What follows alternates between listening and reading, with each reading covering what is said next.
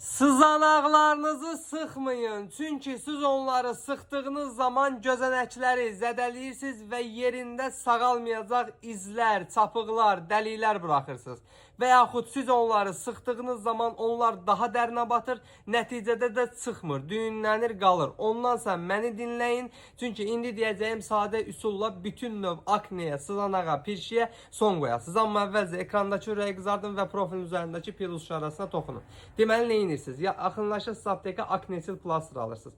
Bu plastır hidrokolloid təsirinin köməyi ilə pirşiyin sızanağın üstünə yapıştırdığınız zaman sızanağın içində olan iltihabı, çirki dəriyə yaymadan çəkir çıxardır. Və nəticədə yerində heç bir çapıq, iz saxlamadan sızanağa tamamilə son qoyur, özü də yayılmasının, artmasının qarşısını alır.